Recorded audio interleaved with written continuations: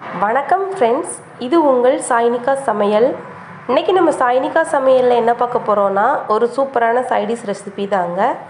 இது எப்படி செய்யலாம் அப்படிங்கிறத பார்க்குறதுக்கு முன்னாடி நீங்கள் இன்னும் நம்மளோட சாய்னிகா சமையலை சப்ஸ்கிரைப் பண்ணலை அப்படின்னா மறக்காமல் சப்ஸ்கிரைப் பண்ணி வச்சுக்கோங்க.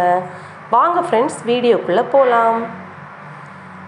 இப்போது இந்த சட்னி செய்கிறதுக்காக நான் இன்றைக்கி ஒரு பேன் அடுப்பில் வச்சுருக்கேங்க. அதில் 2 ஸ்பூன் ஆயில் சேர்த்துக்கலாம். ஆயில் நல்லா ஹீட் ஆனதும் 1 ஸ்பூன் அளவுக்கு உளுத்தம்பருப்பு சேர்த்து அதை நல்லா பொன்னிறமாக நம்ம வறுத்தெடுத்துக்கலாங்க. கூடவே 1 ஸ்பூன் அளவுக்கு கடலைப்பருப்பு சேர்த்துக்கலாம். அதையும் நம்ம நல்லா வறுத்து விட்டுக்கலாம்.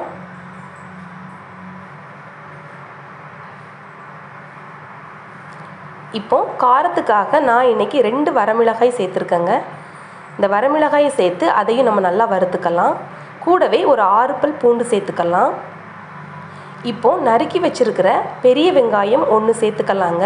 இது கொஞ்சம் பெரிய சைஸ் பெரிய வெங்காயம், அதனால நான் 1 சேர்த்துருக்கிறேன். இந்த வெங்காயத்தையும் நம்ம நல்லா ஒரு டைம் வணக்கி விட்டுடலாம். இப்போது தக்காளியை சேர்த்துக்கலாங்க. நான் இன்றைக்கி 3 பெரிய சைஸ் தக்காளி எடுத்துருக்கேங்க. இப்போது இந்த தக்காளியோட பச்சை வாசனை போகிற வரைக்கும் நம்ம இதை வணக்கி விட்டுடலாம்.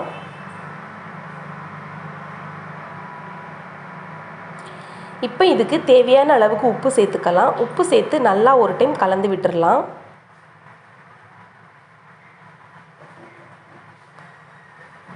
பாருங்கள், தக்காளி நல்லா வெந்துருச்சு.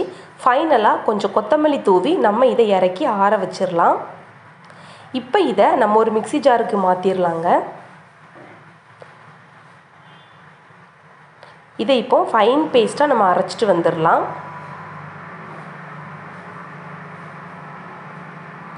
பாருங்கள், அரைச்சாச்சு.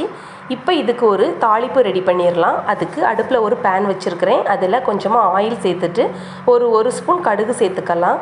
கடுகு நல்லா பொரிஞ்சதும் ஒரு ஸ்பூன் உளுத்தம்பருப்பு சேர்த்துக்கலாம். ரெண்டும் நல்லா பொரிஞ்சதுக்கப்புறமா ஒரு கொத்து கருவேப்பிலையை கிள்ளி சேர்த்துக்கலாங்க. இது எல்லாத்தையும் நல்லா கலந்து விட்டு நம்மளோட சட்னியில் கொட்டிடலாம். அவ்வளோதான் ஃப்ரெண்ட்ஸ், நம்மளுடைய சுவையான தக்காளி சட்னி ரொம்பவே சூப்பராக ரெடி ஆயிருச்சு. இந்த சட்னி பார்த்திங்கன்னா இட்லி, தோசை, ஆப்பம் கூட சாப்பிடும்போது அவ்வளோ அருமையாக இருக்குங்க. நாங்கள் இப்போ இதை தோசை கூட சாப்பிட போகிறோம். நீங்களும் இதே மாதிரி செஞ்சு பார்த்துட்டு எப்படி இருந்துச்சு அப்படின்னு கமெண்ட்ஸ் பாக்ஸில் கமெண்ட்ஸ் பண்ணுங்கள். மறக்காமல் நம்மளோட சாய்னிகா சமையலை சப்ஸ்கிரைப் பண்ணுங்கள். உங்களுக்கு இந்த வீடியோ பிடிச்சிருந்துச்சு அப்படின்னா லைக் பண்ணுங்கள், ஷேர் பண்ணுங்கள். தேங்க்ஸ் ஃபார் வாட்சிங்.